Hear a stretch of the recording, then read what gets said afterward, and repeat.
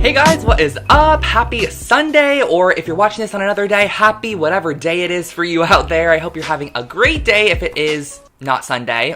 Yes, so today we're going to be focusing on some dollar store projects, which I love working on dollar store DIYs. They are such a fun challenge for me. I will literally walk around multiple dollar stores all day long, just staring at everything, piecing things together, figuring out different ways to kind of create things and upcycle pieces. And today I have 4 really cute DIY projects, including a piece of furniture that I'm going to be creating for you guys, which is super cool. I'm very excited about that. If you are not already subscribed to my channel, make sure to click the subscribe button. It is 100% free. I post brand new home decor and DIY content every single week for you guys. And also click that little bell icon. Even if you haven't clicked it yet, it's right by the subscribe button. Click that, it actually notifies you when I upload new videos, which is really nice. We have a lot of fun stuff to conquer in today's video, so let's go ahead and get started. So for our first project, I went to mainly the crafting section of the dollar store, I guess you could say, and I found this glass vase, which I feel like everyone uses these in their dollar store makeovers. And then I'm also going to be using some of these wooden dowels. You get 12 in a pack for $1, which is pretty great. And last but not least, one of these little wood hanging decor pieces. It looks like a Christmas ornament.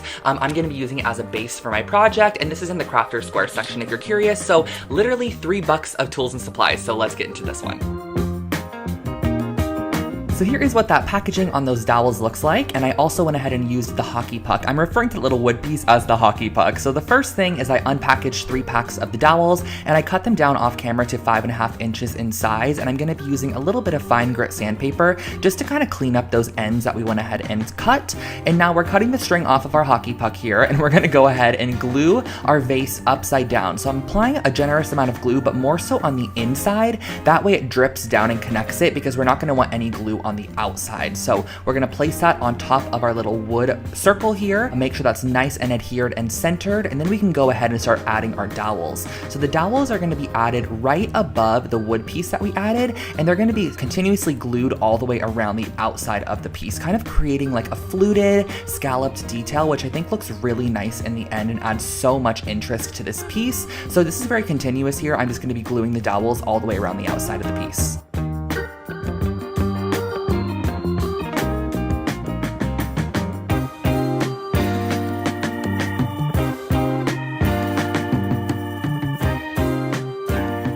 And I do suggest using the hot glue that I use, which is the Gorilla Hot Glue Sticks. I'll link them below for you guys. I buy them on Amazon. They're incredible and adhere to glass really nicely. Next, I brought the piece outside and used my matte clamshell spray paint, which is a really pretty whitish ivory color. And I sprayed my entire piece with 3 even coats of the spray paint, let it dry, and I brought it back inside and styled it as a candle holder.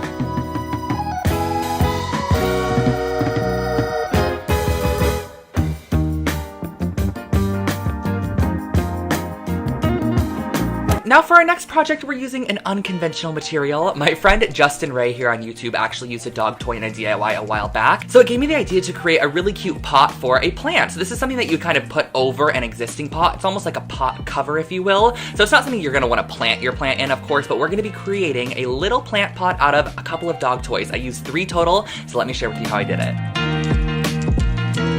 So here are what the dog toys look like, and the actual coloring of them is really cute. It has like a pastel thread running through it, which I love. But the first thing we're going to want to do is go ahead and unknot this entire toy so we can use the rope itself to create our project. So I'm just going ahead and kind of trying to unwind this. It took me about 5 minutes per dog toy, not too bad at all.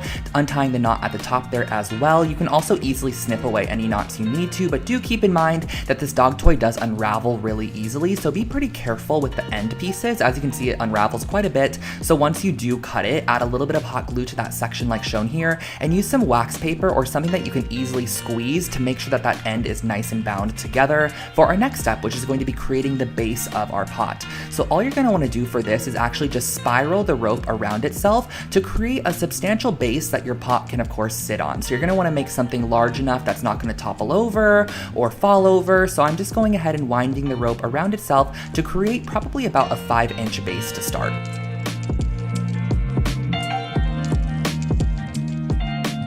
Once you have your base section created, you can start elevating the glue a little bit and kind of adding it a little bit higher and start winding up your rope just a little bit higher and higher each time you add a bit of glue to the section. So as you can see here, wrapping the rope around and just kind of pressing it on top of the previous rope, and you're just going to want to elevate it a little bit more each time, but keep it pretty gradual as you go because you're not going to want it to go all of a sudden from like nothing to a humongous like increase. So I suggest just going a little bit at a time, and then once you do finish off one of your ropes, just apply a little bit of glue to the ends and make sure to use the tip of your hot glue gun to adhere all of those ends together. That way they're nice and stuck. To add in a new dog toy, just butt it up to the one that you previously had, add some glue to that section, and it kind of camouflages itself honestly from the outside. And you can also make sure to keep all of your kind of cutoff strands and restart sections in one area. That way you can have that on the back. Just glue off any additional threads at the end, and that finishes off your pot.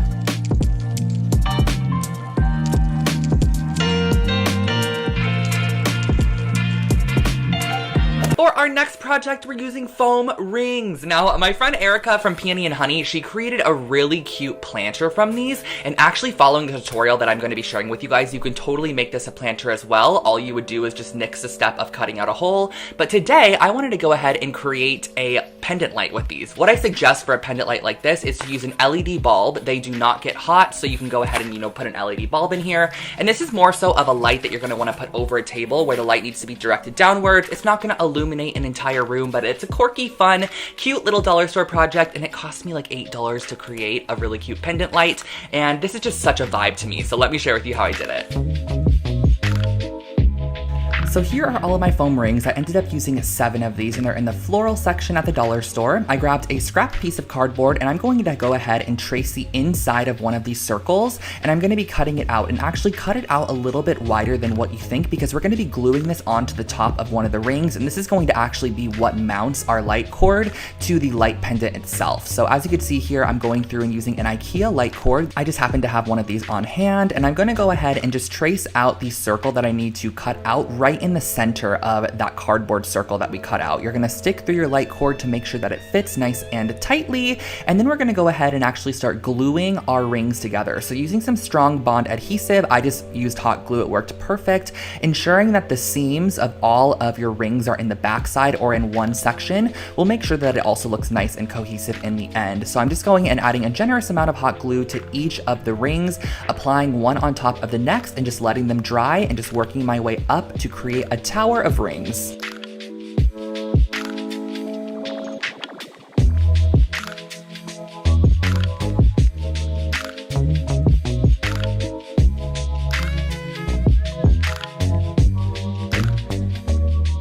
Now, once you reach the top of your project, we're gonna go ahead and glue in our cardboard disc. So I'm applying adhesive on the outside of the cardboard, but we are gonna go ahead and reinforce it in just a second here. So I'm pressing this down into the top of our light there, and you can kind of see how this is creating a shade at this point. But I also did go back and pipe in additional hot glue on the top of that ring there, just to ensure that it was nice and adhered. Now for our next step, we're gonna be using some household paint and just a little bit of baking soda. This paint was Pale Oak by Benjamin Moore, and I also added in a little bit of brown just to kind of make it more of a tannish shade. So mixing in that baking soda is actually going to give it a grainy finish and really make the piece look like a ceramic piece in the end, which I love. And I'm also going to be using a coarser brush to apply the paint on. I just find that this gives a little bit more texture, and I also love the quality of how it really makes the piece look handmade. I think it adds a little bit of character and charm, which I love for this particular piece. So I'm going through and covering up absolutely everything that is green, all of the sides. I'm also going to go in and do the top as well.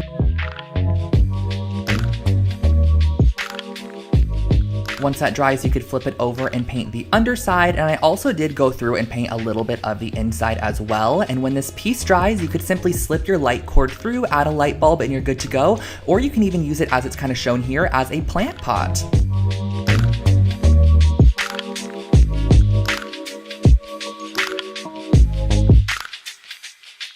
And the last project, which I think is the craziest one in the video, oh my gosh, look at that nice golden illumination on me. That is because we're gonna be using one of these golden serving trays from the Dollar Tree. I love the fluted detail on the edge, and I also found a couple of these bowls here. These are stunning. They're like a very thick plastic material, and they're also fluted as well. So I grabbed 7 of these, and we're gonna be putting them together and making a side table. And now comes the time where I share with you how I turned these plastic bowls and this golden serving tray along with this cement into a side table. So the first thing I did was actually filled up one of the bowls with a generous amount of the cement powder. Now you can get this bucket of cement at a hardware store for like $8, you guys, super affordable. And I'm also gonna be adding some water in here. We're gonna be mixing it directly in one of the bowls and actually letting it harden because we're gonna want our side table to have some weight. So this is actually going to be the base of our side table. It's going to be the bowl with the cement inside of it. Now with your other bowls, we're gonna go ahead and start adhering these together with the wider sides first. So I'm going through and adding adhesive or hot glue, a really strong bond one, around the top rim of that bowl, and I'm going to line up the fluting on the bowl and connect them together like this to almost create what looks like a little lampshade. I think it looks really cute, but we're gonna be creating a series of these, which we're then going to glue together to create the base of our table there. So going ahead and adhering on our second one there.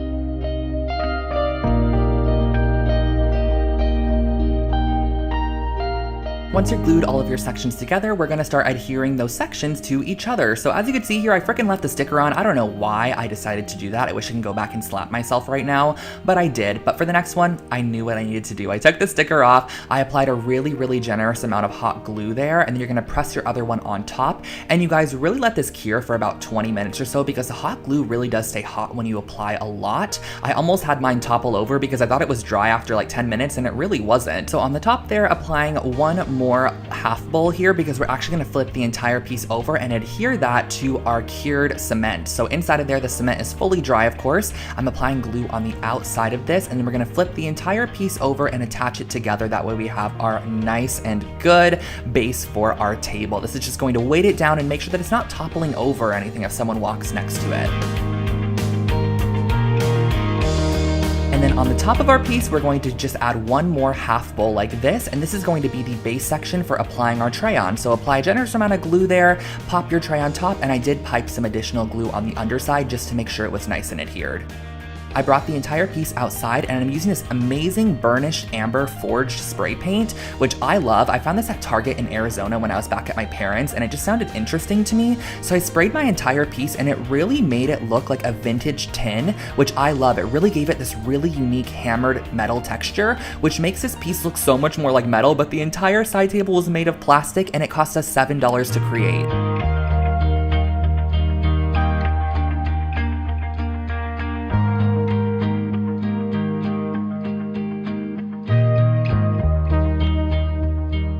And those are all my projects for you guys today. I hope that you enjoyed these, and I hope maybe that this gave you some inspiration next time you're at the Dollar Tree. You could pick up some of these and recreate projects with them. And if you do, please also share them with me over on Instagram, tag me at Lone Fox Home, or direct message me if you'd like to. I try to get back to as many of you as I possibly can. And on top of that, I also wanted to mention that I've been posting a bunch over on TikTok. My username is the same as my Instagram. Both of them are Lone Fox Home if you want to head over and check those out. But I will catch you guys all in my next video. I hope that you enjoyed this one. I'd love to know what you guys are doing for the 4th of July. I believe that is today, and I hope you're having a very safe and amazing 4th. I will catch you guys all in my next video, and I really think that that's all for today. I don't want to get off camera, but I'm going to have to. I'll let you guys go. Have an amazing rest of your day. Bye, guys.